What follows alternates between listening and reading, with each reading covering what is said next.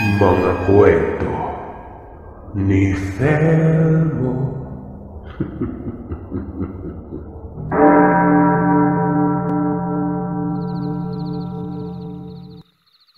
Mapagpalang araw sa inyo, Sir Seth. Tawagin niyo na lamang po ako sa pangalang Ben. Ako ay isang magsasaka at nakatira sa isang liblib na probinsya sa parteng Kabisayaan. Bata pa lamang ako ay takot na ako sa mga multo. Kahit madalas akong mapalo ng mga magulang ko ay hindi ko talaga maiwasang panginigan ng mga kalamnan kapag maiiwan akong mag-isa sa isang lugar na madilim at walang kasama. Palagi kong nai-imagine na may mga malalaking mga matang nakatingin sa akin. May bumubulong at ang kinatatakutan ko sa lahat, baka may bigla na lamang humila sa aking paa at dalhin ako sa dilim. Iminulat ako ni Papa na maging matapang sa lahat ng aspeto. Sabi pa niya, lalaki ako at kailangan kong maging malakas nang sa gayon ay umatras na umano sa akin ang mga masasamang elemento. Kapag hindi ko umano sila ini-entertain ay mas malakas ang posibilidad na hindi na nila ako gagambalain pa.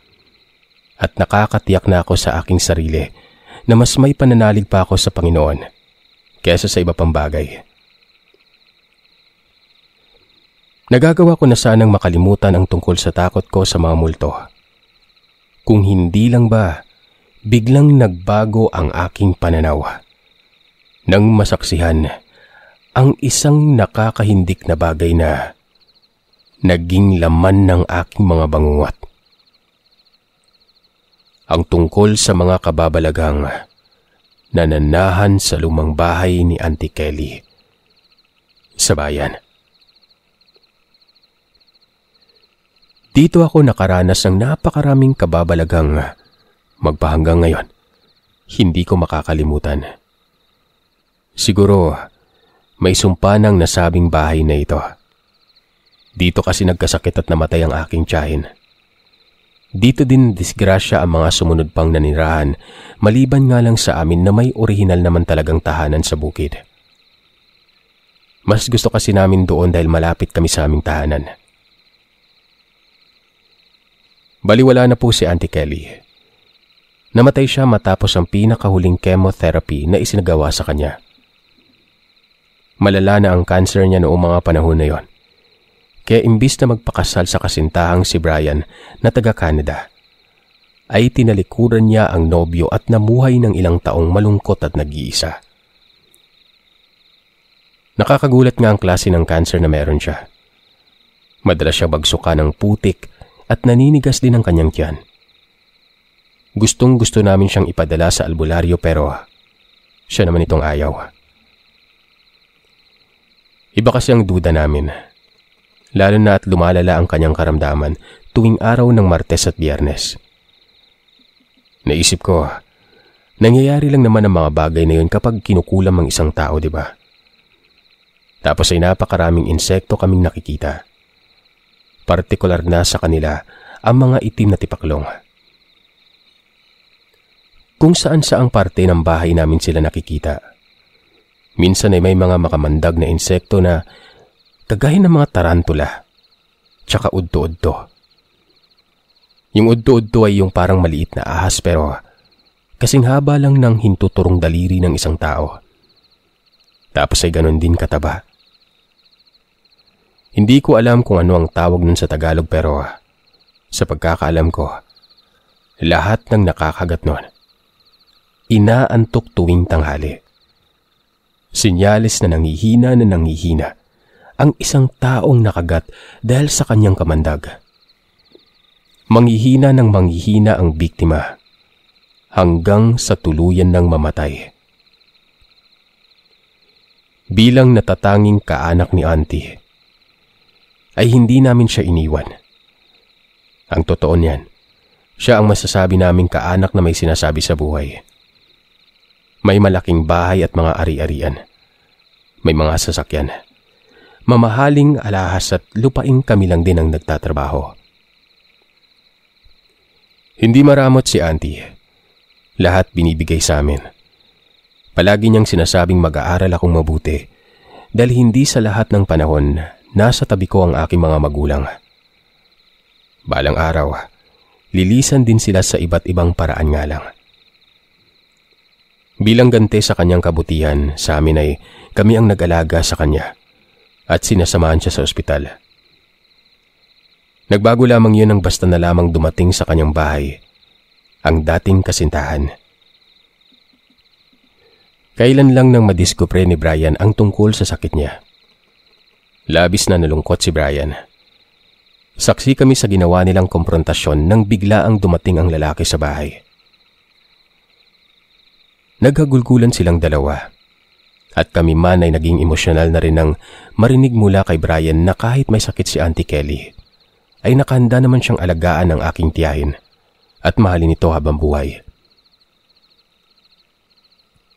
Natatandaan kong umiiling-iling noon si Auntie.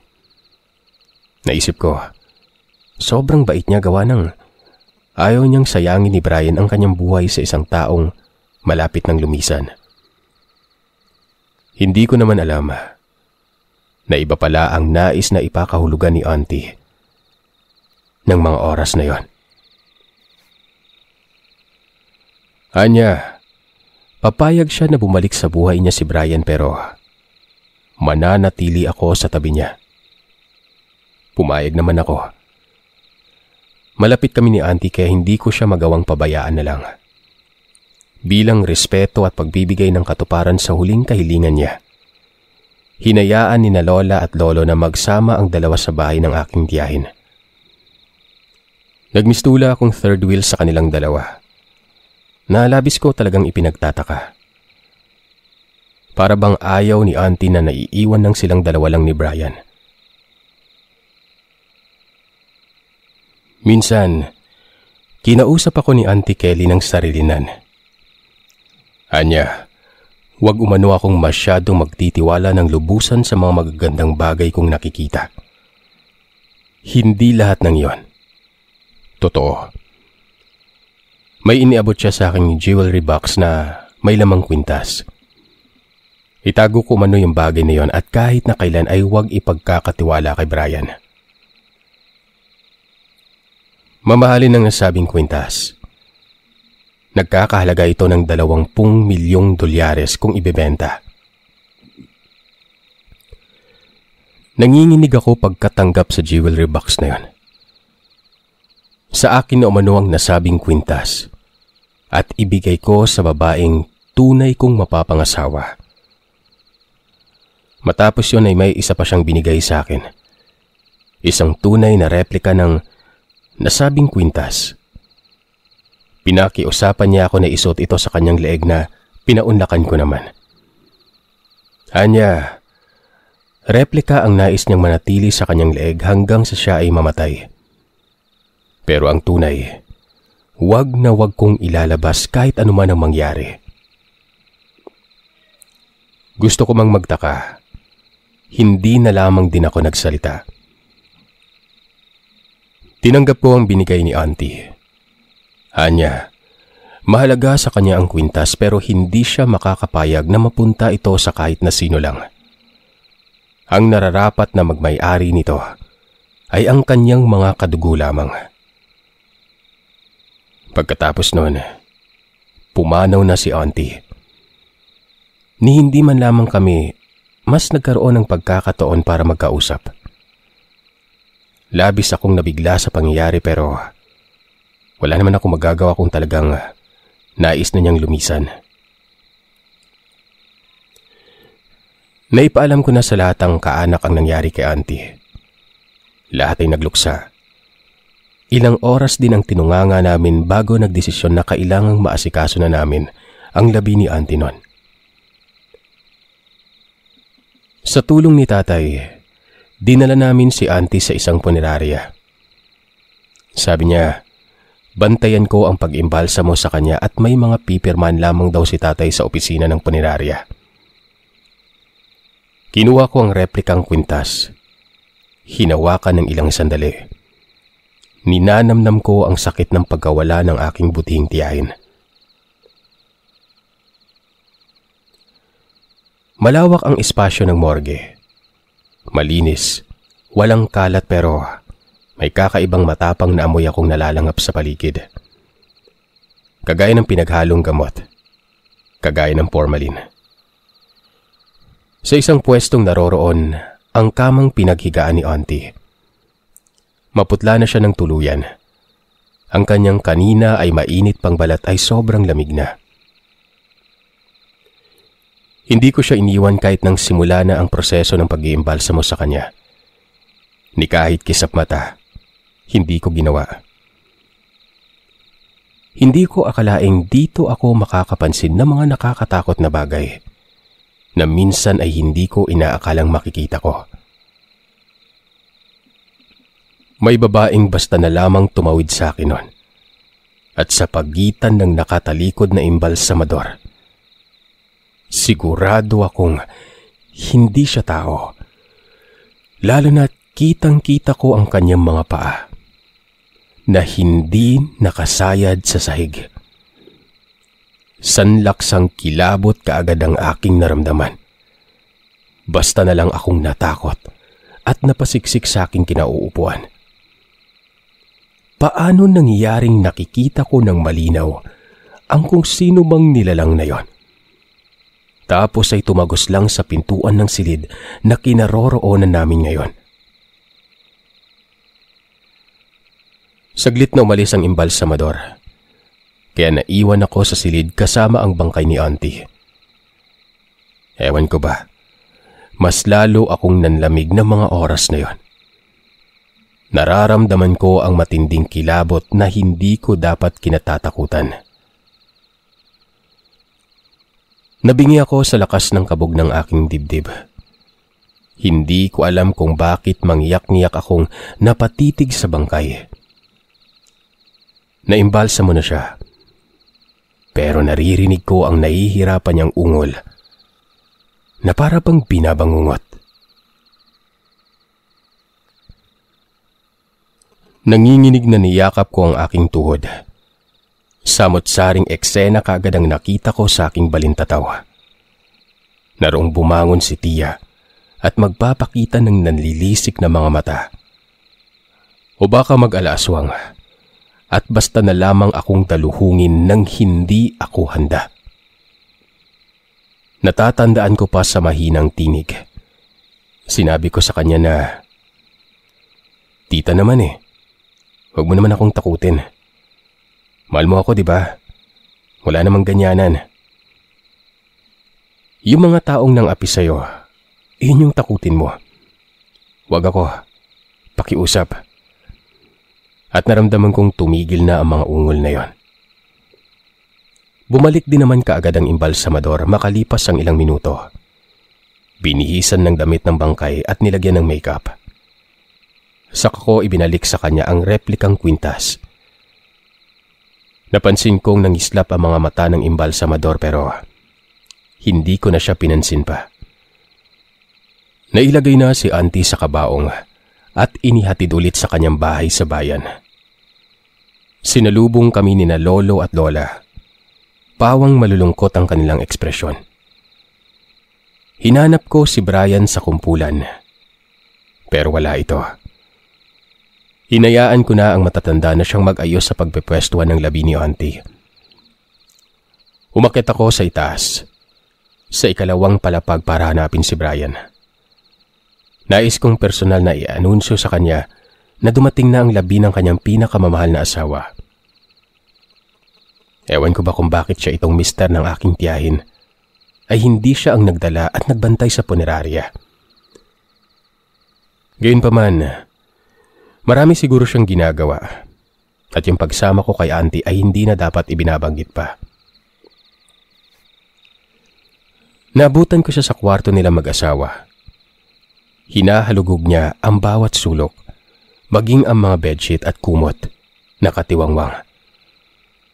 Nagtatakang tinanong ko siya kung ano ang hinahanap niya.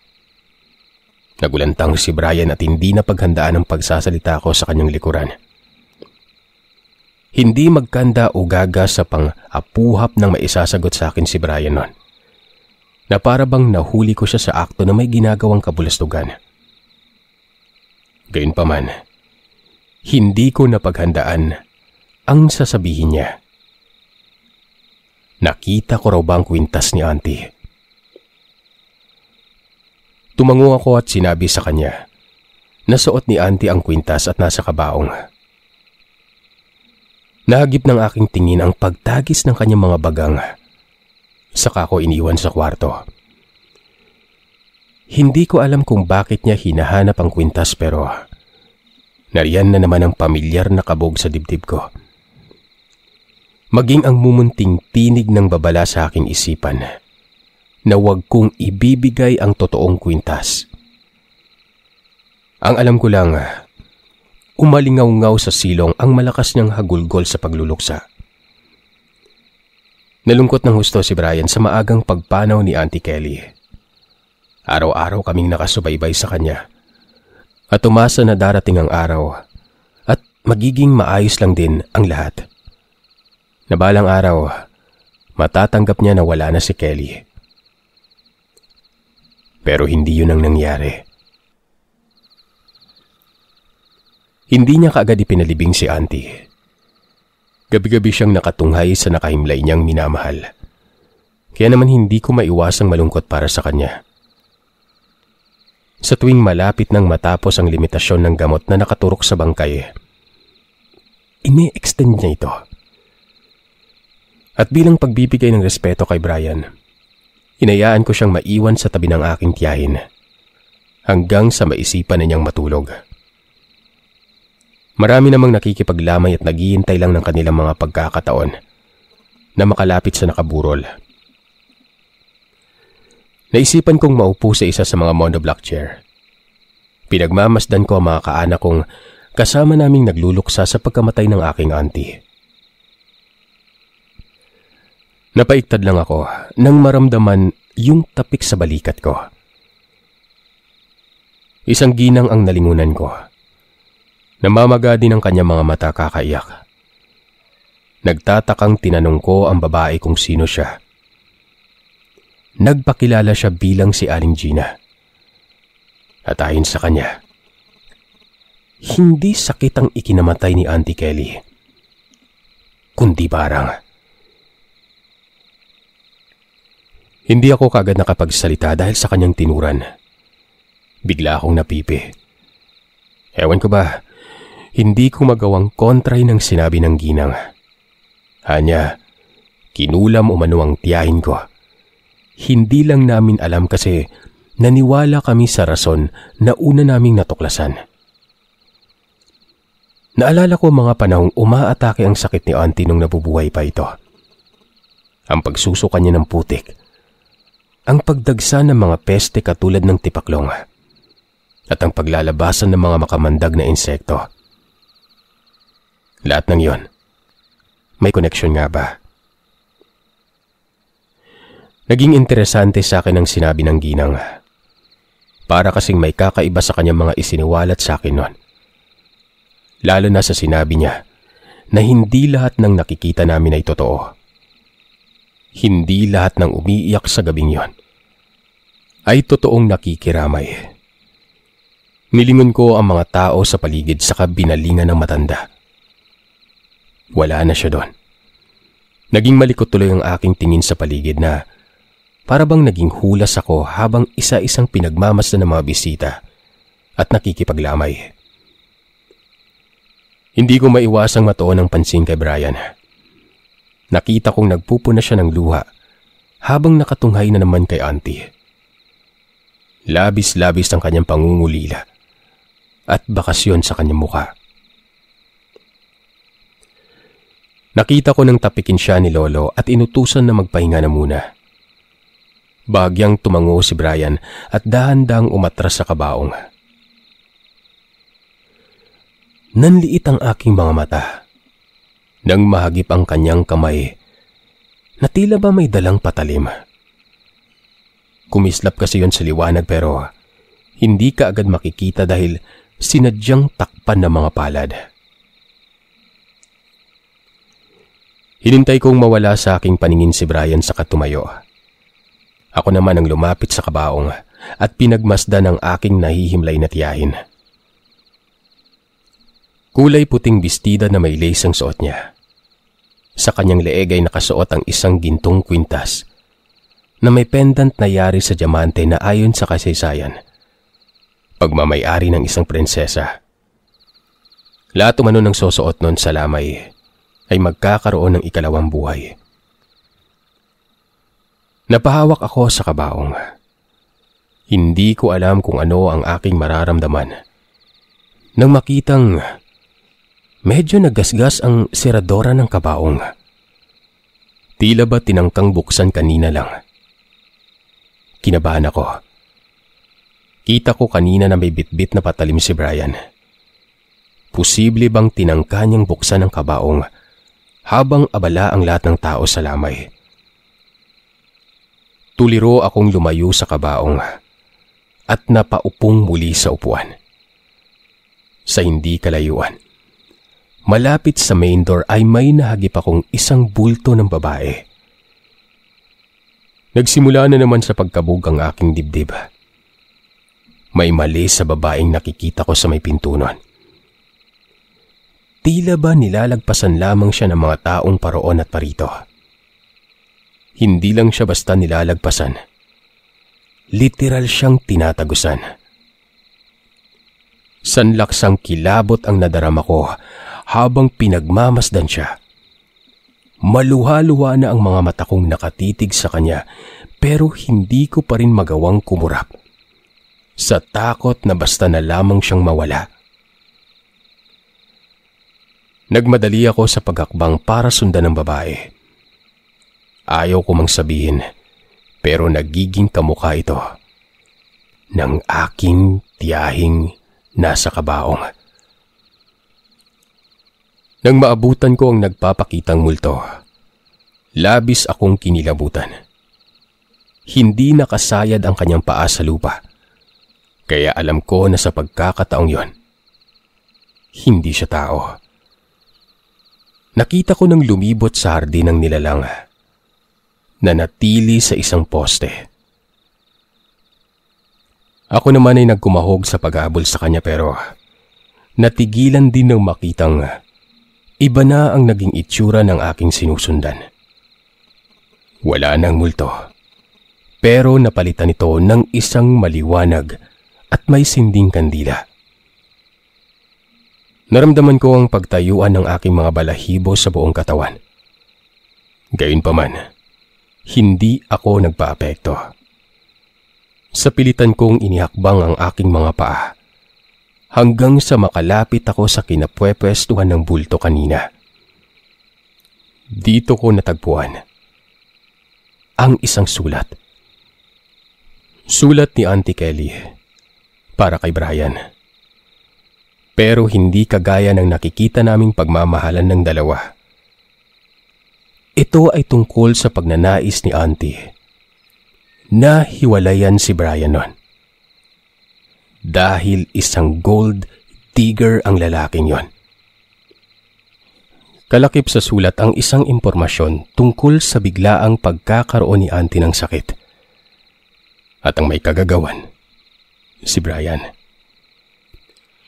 Hindi ko alam kung matutuwa ba ako sa aking nababasa, lalo na't kilala ko ang sulat kamay ng tiyahin ko. Kumpirmadong sa kanya galing ang sulat na yon. Ayon pa sa kanya, kahit na anong gawin na pagpapanggap ni Brian ay malalaman din ng pamilya ni Auntie ang ginagawa niya balang araw. May kasama pang nasabing sulat, mga mahalagang papel na makapagpapatunay na ang pagsasama ni na Auntie Kelly at Brian ay peke. Dahil hindi totoo ang nangyaring kasalan sa pagitan ng dalawa na plinano pala ni Auntie nun. Saad niya sa sulat, pera lamang niya ang habol ni Brian kaya ito nagpumilit na bumalik sa kanya.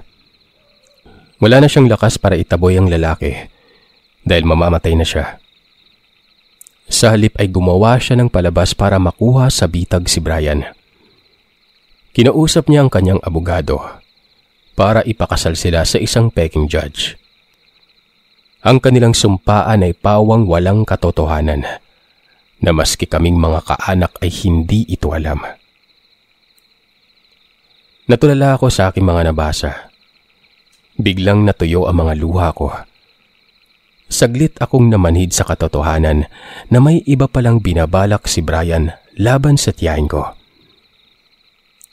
Hindi ako kaagad nakagalaw nang may malamig na hangin ang humampas sa bato ko.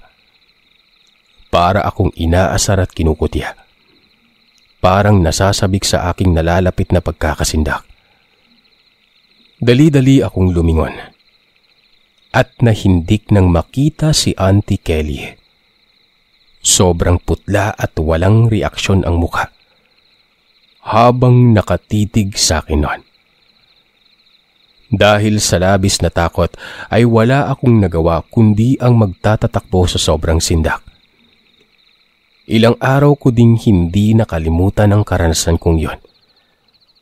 Ewan ko ba, lahat na lang ng sulok na nais kong iwasan ay hindi sinasadyang napapalingon ako kaya sa sobrang takot ko, halos ayaw kong maiwang mag-isa hanggang sa sumapit ang gabi. Ika-4 na pong araw ni Auntie Kelly nang lumabas mula sa kanyang kwarto si Brian. Nagkataong naroroon kaming mag-anak sa bahay nila para samahan siya sa padasal ng aking yumaong tiyahin. Kaugalian na namin yun bilang isang Katoliko. Alas 9 na noon ng gabi kaya medyo nakapagtataka talaga kung bakit wala na sa tamang oras ay lumabas pa siya. Wala naman akong ibang alam na pupuntahan niya, maliban kay Auntie Kelly at sa amin. Wala na rin naman siyang ibang kakilala. Hindi niya kami napansin kaya nagmamadali ko siyang sinundan. Papunta siya sa pribadong libingan naming mag-anak kung saan nakalibing si Auntie. Desisyon na ni na lolo at lola ang paglilibing sa tiyahin kaya walang nagawa si Brian nun. Ang mga nalaman ko noong binuburol pa lamang si Auntie ay hindi ko na muna isiniwalat. Gusto ko kasing siya mismo ang maging tapat at aminin kina lolo at lola ang kanyang ginawa. Nakahanda naman kaming patawarin siya kung sakali man na malaman naming lahat pala ng paglalapit niya ay tungkol lang sa pera. Pero lumipas ang 40 diyas na walang ginawang pagtatapat si Brian. Kaya nagsimula na din sa pagsama ang pakikitungo ko sa kanya. Kung minsan ay nagtataka na rin si nanay kung bakit pa balang akong sumagot kay Brian. Gayong ayon naman sa kanila ay mas malapit ako sa lalaki kaysa sa kanila. Hindi ko naman masabi-sabi ang totoo dahil kailangan ko ng ebidensya. Hinanap ko si Aling Gina at isinangguni sa kanya ang aking mga nalaman. Ayon kay Aling Gina, lumapit sa kanya si Auntie Kelly noong nabubuhay pa lamang ito. Totoong may sakit si Auntie, pero mas lalo itong gumrabe nang matuklasan niya ang ginawang panloloko ni Brian. Ipinagpalit siya para sa ibang babae. Ang masaklap pa, ginagawa siyang bigasan ng dalawa kaya naisip niyang hiwalayan si Brian para layuan na siya nito. Nagpagawa siya ng isang kakaibang ritual kay Aling Gina dahil alam niyang hindi na siya magtatagal pa. Kinasangkapan niya ang kwintas na ibinigay niya sa akin para maisagawa niya ang gusto niyang klase ng paghihigante. Ang peking kwintas, pinalagyan niya ng sumpa na kung sino ang magmamay-ari ay mamalasin habang buhay. Ang mga bangkay na susuot nito ay muling mabubuhay at hahanapin ang sariling hustisya. Nanlaki ang aking mga mata sa nanuklasan, Sir Seth. Kaya nang makita ko siyang tinatalunto ng daan papunta sa pribadong libingan, ay buo na ang loob kong ipagtapat kina lolo, lola, nanay at tatay ang aking mga natuklasan. Pinatunayan ito ni Aling Gina na mula noong magpakita sa akin si Auntie bilang isang kaluluwa, ay hindi na ako nilubayan pa. Gulat at galit ang nakita kong rumihistro sa kanilang mga muka. Hindi siguro nila inaasahan ang mga bagay na aking ipinagtapat. Pero na makita nila at mabasa ang liham ni Auntie, dito na napahagulgol ang lahat. Si tatay ang unang nakahuma at hinablot ang kanyang itak na ikinasindak ni nanay. Hinabol niya si Brian kaya naman nagsisunuran na lamang kaming lahat nun. Malayo pa lamang kami. Tanaw na namin si Brian na hinihila ang kabaong kaya nagwala na rin si nanay at tatay. Sa dami ng nagagalit kay Brian ngayon, ay alam kong kailangan ko ng pigilan ng emosyon ko para huwag magalit. Nang sa gayon ay ako na lamang ang maging tagakalma ng mga tao mula sa balak nilang pananakit sa kanya. Pagdating namin sa libingan, hindi namin inaasahan ang maaabutan. Buong akala ko nga ay tinutungkab pa ni Brian ang kabaong ni Auntie pero hindi yun nangyari. Sa halip, iba ang naging takbo ng balak niyang pagkuha sa kwintas na alam kong siyang natatanging sadya niya kaya nagawa niyang hukayin ang bangkay ng tiyahin ko. Naabutan naming bumabangon ang bangkay ng tiyahin mula sa hukay. Gumagapang ito habang pilit na inaabot ang natulalang si Brian. Nang maabot nito ang kanyang paa, ay gayon na lang ang pagsisisigaw ng lalaki. Tinangkang lapitan ni tatay si Brian pero pinigilan siya ni Aling Gina. Ayon sa matanda ay hayaan daw namin si Auntie mismo ang maningil nang sa gayon ay makamit na niya ang hustisya. Ang panlolokong ginawa ni Brian ay pagbabayaran niya at hindi na gagawin pang muli. Nasaksiyan ng aming mga mata kung paanong hinigpitan ni Auntie ang paghawak sa paa niya. Dahilan para matumba ang lalaki nun. Niwalang nagawa ang hawak niyang pala na ilang beses niyang pinalo kay Auntie dahil hindi man lamang ito nasasaktan. Hindi kami nakapiyok nang lumundag ang bangkay at dinaluhong si Brian. Humingi ng tulong sa amin ang lalaki pero walang sino man ang nagtangkang lumapit nun. Lahat ay galit at masama ang loob sa ginawa niyang panloloko. Kaya naman hinayaan na namin si Auntie ang gumawa ng paraan para mabawi ang hustisya mula sa kasamaan ni Brian at pananakit sa kanya. Walang babalang gumapang siya at pumaibabaw sa nagpupumiglas na lalaki nun. Ang kanyang maputlang kamay umangat. Isinaksak ang mga kuko sa dibdib ni Brian. Napatakip kami ng tenga nang marinig ang palahaw ng lalaki. Kitang-kita namin ang malakas na pagsirit ng kanyang sariwang dugo. Nasabik na namang dinilaan ng bangkay. Nahintakutan kaming lumayo. Malinaw sa aking tingin na hindi na talaga si Auntie ang nasa harapan namin nun. Ibang nilalang na ito. At marahil ay nakahanda na rin kaming lantakan pagkatapos niya kay Brian. Walang pag-aatubiling pinunit ng bangkay ang lahat sa dibdib niya. Ang kanyang pagpupumiglas ay unti-unting humina hanggang sa tuluyan na siyang manghina at hindi na nakagalaw pa. Nang mapagtanto kong wala na si Brian, saka pa lamang dahan-dahan na umatras ang bangkay pabalik sa kanyang kabaong at hindi na muling gumalaw pa. Nahindig kaming lahat nung gabing yon. Hindi ko akalaing nang dahil sa kwintas ay magagawa ni Auntie ang bumangon sa hukay para lamang bigyan ng leksyon si Brian. Ipinaalam namin sa kanyang pamilya ang nangyari pero wala man lamang ni isa sa mga ito ang nagalit.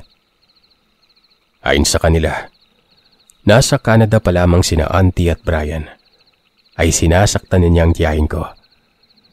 Dito lang mas tumindi ang kanyang pagnanais na mapatay ang tiyahin ko nang malamang isang prinsipe mula sa Inglaterra ang nagbigay ng regalo kay Auntie bilang pasalamat sa kabutihan nito. Hindi biro ang halaga ng kwintas, kaya ninais niyang pakasalan si Auntie para makuha ito na hindi rin naman nangyari. Gayunpaman, alam kong matatahimik na si Auntie Kelly. Pero ang bahay niya ay naging pasimula na sa mga kababalagang balak kong ikwento sa susunod kong pagpapadala.